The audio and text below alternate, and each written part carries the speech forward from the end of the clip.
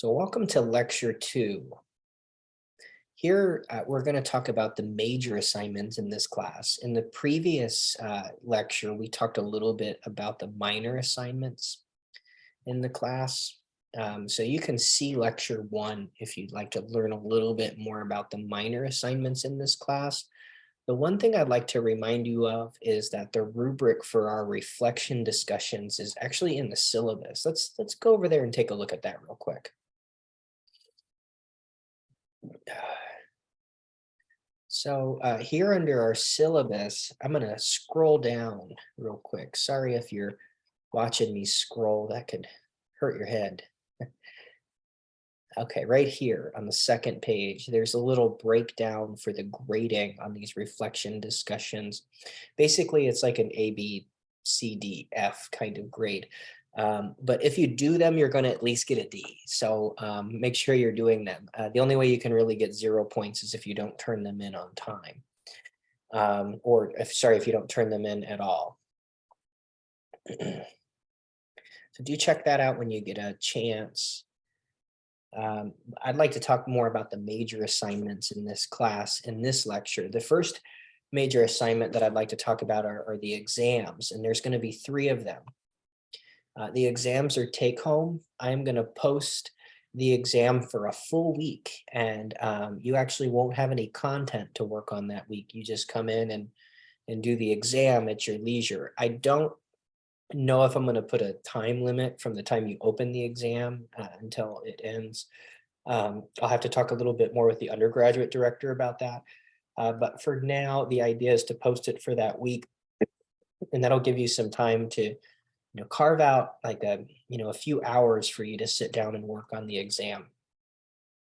I'm going to post a Word version and a PDF version of the exam. If you want to download the Word version, you can type your answers and then turn it in on Canvas. If you want to download the PDF version, you can print that out and write your answers by hand.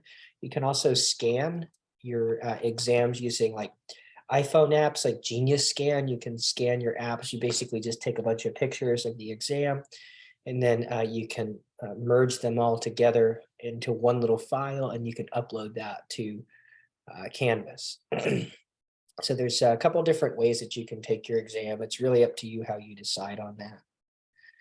What are the exams going to look like? There's going to be 25 multiple choice questions and 5 of 10 short answer questions. So this is what's really cool. You get 10 short answer questions and you choose the 5 that you do. So if you're not really liking some of the questions, you don't think you know them very well, you can skip them and do 5 that you know.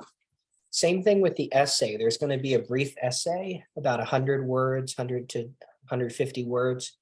And you're going to do 1 of the 3 questions that are available for you.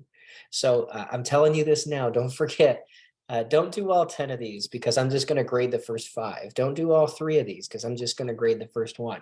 I want you to select the one that you think is going to be the best for you.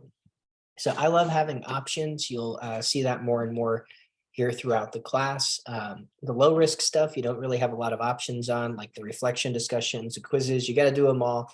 But for these exams, you can kind of pick and choose things that you feel more comfortable with. That's fun.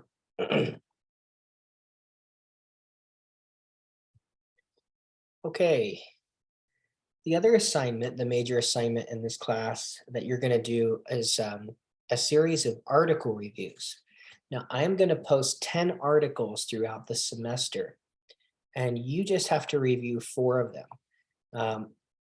When you review them, you're going to identify key aspects about the article, things like the independent and dependent variable. You're going to identify things like if it was an experiment. You're going to talk about some strengths and weaknesses of the study.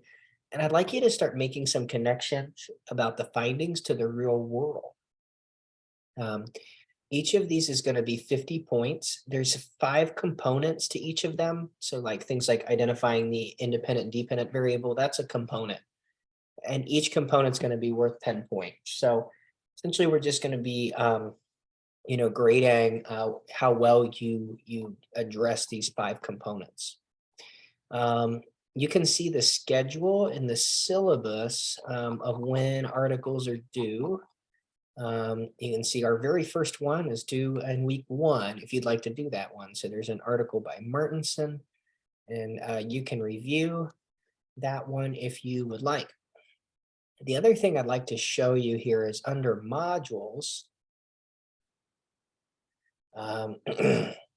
We've got our article review guidelines that you can download and read. Basically, it's just a 1-page article review. Don't go over 1 page, and it tells you any all 5 components that you're supposed to address when you read that article.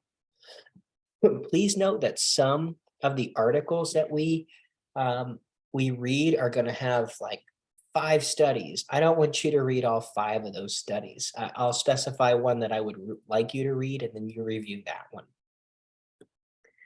Okay, so we're going to go ahead and end this second lecture here.